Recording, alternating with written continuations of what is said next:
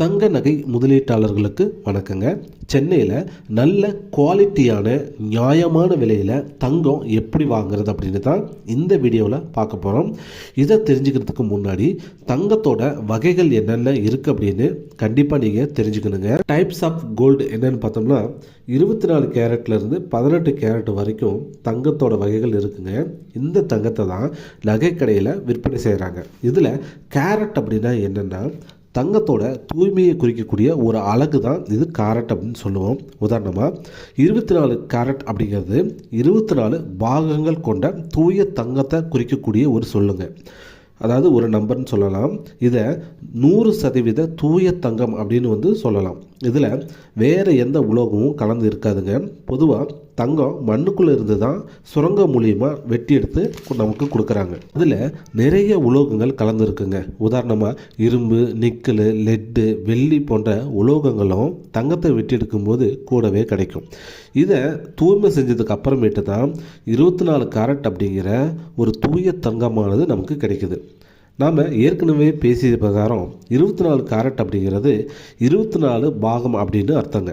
இதில் 2 பாகத்தை குறைச்சிட்டா அது 22 பாகம் இருக்கக்கூடிய தங்கமாக மாறிடுங்க.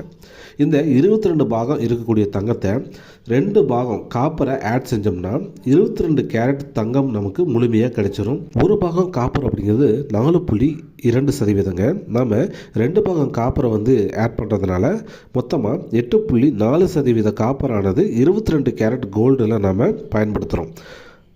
இதை தான் நாம் 916 கோல்டு அப்படின்னு சொல்கிறோங்க. சரி, 916 அப்படின்னா என்னென்னா 100% கோல்டில் 8.4% கோல்டை நீக்கிட்டு அதுக்கு பதிலாக காப்பரை ஆட் பண்ணோம் அப்படின்னா நமக்கு கிடைக்கிறது தாங்க 916 கோல்டு. அதாவது 100%ல் 8.4% நம்ம கழிச்சோம் அப்படின்னா மீதம் இருக்கிறது 91.6% கோல்டுங்க.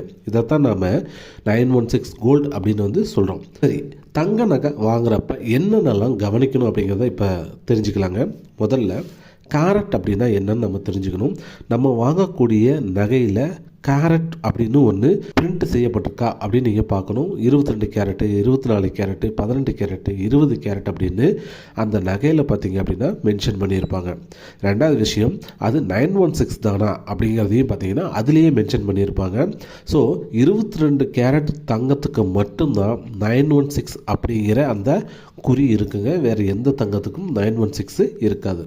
அடுத்ததாக ஹால்மார்க் அப்படிங்கிற ஒரு சிம்பிள் கண்டிப்பாக இருக்குங்க. ஹால்மார்க் சிம்பிளானது இந்திய அரசினால் கொடுக்கப்படுதுங்க. அடுத்ததாக இந்த ஹால்மார்க்கு எந்த நிறுவனமானது வழங்குச்சு அப்படிங்கிற அந்த நிறுவனத்தோட பேரும் இருக்கும். ஃபைனலாக பார்த்தீங்கன்னா HUID அப்படிங்கிற ஒரு நம்பரும் இருக்கும். இது 6 டிஜிட் இருக்குங்க. இந்த 6 டிஜிட் நம்பர் எப்படி இருக்குன்னா இங்கிலீஷ் லெட்டரும் நம்பர்ஸும் கலந்த ஒரு கலவையாக தான் இருக்கும். ஸோ இதில் இருந்து நாம் என்ன தெரிஞ்சுக்கலான்னா ஒரு 916 கோல்டு அப்படின்னா மொத்தம் ஒரு 5 வகையான சிம்பிள்ஸ் கம்பல்சரி அதில் பிரிண்ட் ஆகிருக்கும் அப்படிங்கிற விஷயத்தை நீங்கள் தெளிவாக தெரிஞ்சுக்கலாம். அடுத்தது, நம்ம வாங்கக்கூடிய நகை டிசைனை வச்சு நம்மளை எப்படி ஏமாற்றிடுவாங்க அப்படிங்கிற விஷயத்தை தெரிஞ்சுக்கலாங்க. பொதுவாக நீங்கள் ஒரு பிளைனாக ஒரு நகை வாங்குறீங்க அப்படின்னா அந்த பிளைன் நகையை நீங்கள் திரும்பி விற்கும்போது உங்களுக்கு ரீசேல் வேல்யூ அதிகங்க. அதுவே இந்த மாதிரி கல் வச்ச அந்த நிறைய டிசைன்ஸ் இருக்கிற மாதிரி நீங்கள் தங்க நகையெல்லாம் வாங்குறீங்க அப்படின்னா அதனுடைய ரீசேல் வேல்யூ ரொம்ப ரொம்ப குறைவுங்க. பார்க்குறதுக்கு ரொம்ப அழகாக இருக்கும் கல் வச்ச நகையெல்லாம்.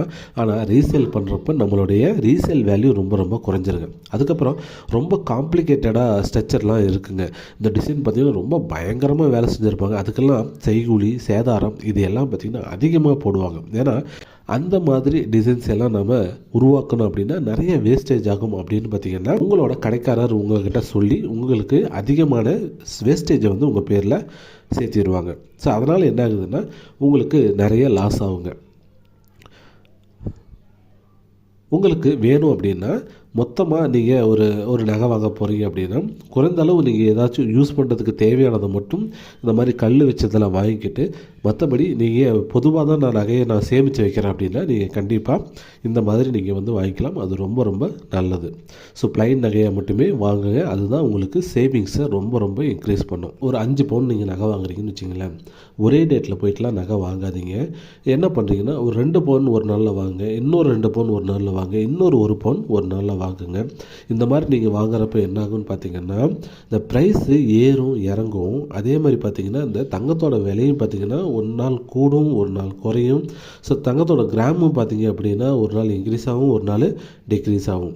அப்போ ஒரே நாளில் நீங்கள் வாங்குறப்ப என்ன ஆகுதுன்னா, மொத்தமாக 5 பவுன் நீங்கள் வாங்குறீங்கன்னா 5 பவுனுக்கான ரேட்டு ஒரே ரேட்டு தான் உங்களுக்கு கிடைக்கும். ஆனால் இப்படி நீங்கள் மாற்றி மாற்றி வாங்குறப்ப உங்களுக்கு பை சான்ஸ் என்ன ஆகும் அப்படின்னா, தங்கத்தோட விலை ஒரு சில நாள் பார்த்தீங்கன்னா குறையும் இல்லையா, அந்த குறையிற நாளை நீங்கள் வந்து என்ன பண்ணலாம், இன்வெஸ்ட் பண்ணக்கூடிய ஒரு சிறந்த நாளாக நீங்கள் வந்து மாற்றிக்கலாம். அப்போ நீங்கள் என்ன பண்ணணும் அப்படின்னா, தொடர்ந்து அன்னன்னைக்கு ரேட்டை நீங்கள் ஃபாலோ பண்ணிக்கிட்டே இருந்தீங்கன்னா, என்றைக்கு தங்கத்தோட விலை குறையுதோ அன்றைக்கி போய்ட்டு நீங்கள் கோல்டு வாங்கி வச்சுக்கிறது மிக மிக உங்களுக்கு பயனுள்ளதாக இருக்குங்க.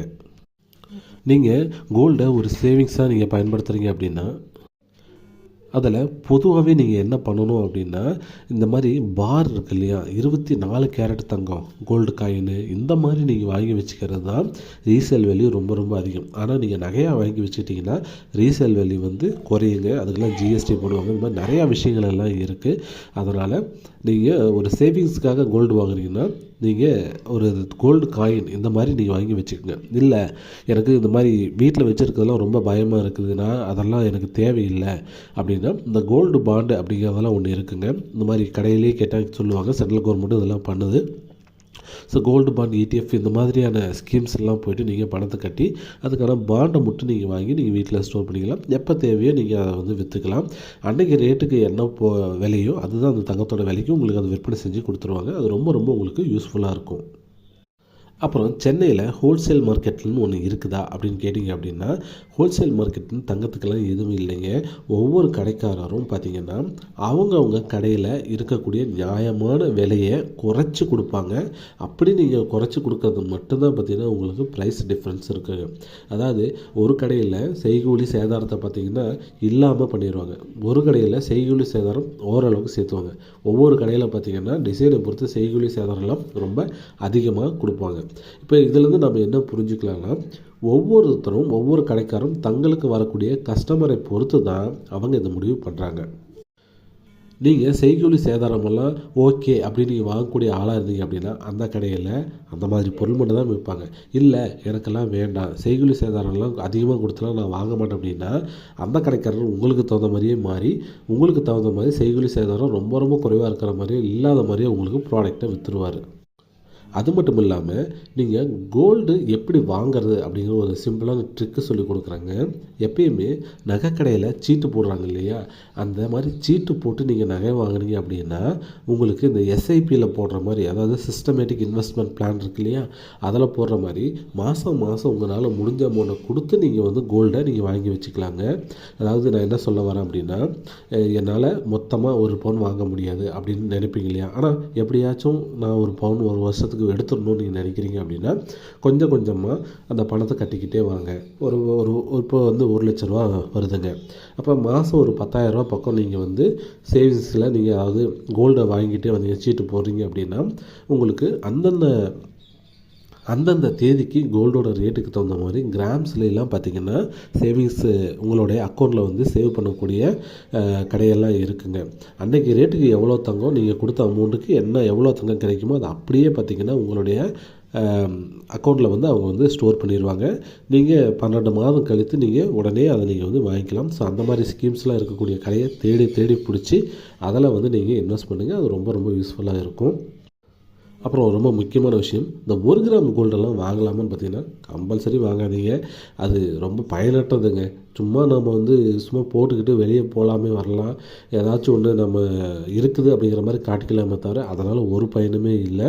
ஸோ மேக்ஸிமம் அந்த 1 கிராம் கோல்டெல்லாம் நீங்கள் இன்வெஸ்ட் பண்ணாதீங்க. வாங்கினா ஒரு 1/4 பவுனு 1/2 பவுனு இல்லை 1 கிராம் கோல்டு பியூர் கோல்டு கூட வாங்க. நான் அந்த 1 கிராம் கோல்டு செயின் அப்படிங்கிற மாதிரிலாம் விற்கிறாங்க இல்லையா, அதையெல்லாம் வாங்கி வந்து ஏமாறாதீங்க. அதெல்லாம் மேக்ஸிமம் பார்த்தீங்கன்னா 1 கிராம் கோல்டெல்லாம் இருக்காது.